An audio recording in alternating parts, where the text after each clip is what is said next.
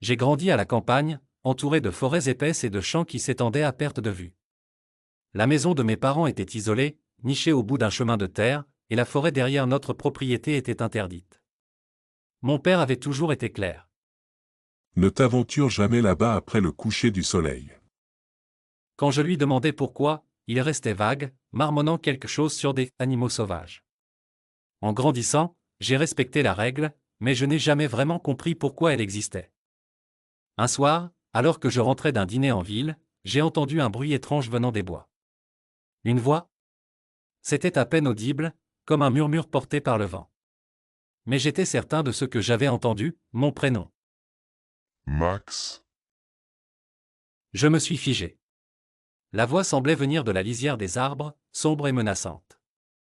J'ai scruté les bois, mais je ne voyais rien d'autre que des ombres et le faible éclairage de la lune. Peut-être que j'imaginais des choses, ai-je pensé. Alors, je suis rentré rapidement et j'ai verrouillé la porte. Cette nuit-là, je n'ai pas bien dormi. J'avais l'impression que quelque chose me surveillait. À 3 heures du matin, un bruit m'a réveillé. Des coups légers contre la fenêtre de ma chambre. Je me suis approché lentement et j'ai écarté le rideau.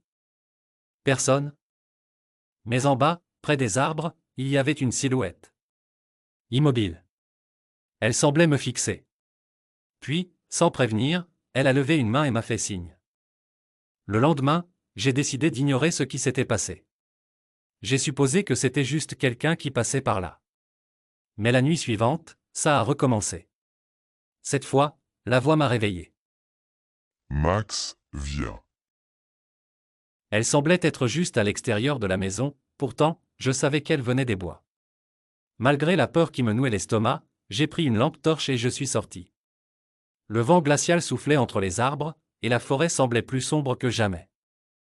La voix continuait. Je l'ai suivie, m'enfonçant dans les bois. Chaque pas me rapprochait d'un murmure plus clair, mais je ne voyais personne. Puis, soudain, je me suis arrêté. Devant moi, il y avait un cercle de terre noire, stérile, entouré de vieux arbres. Au centre, un puits en pierre. La voix provenait de là. Quand je me suis penché pour regarder dans le puits, un souffle glacé m'a frappé. Et au fond, 2 yeux brillaient dans l'obscurité. Avant que je ne puisse fuir, quelque chose a attrapé ma jambe. Une main osseuse, froide comme la mort. La dernière chose que j'ai entendue avant de sombrer dans les ténèbres était cette voix, plus forte que jamais. Merci d'être venu,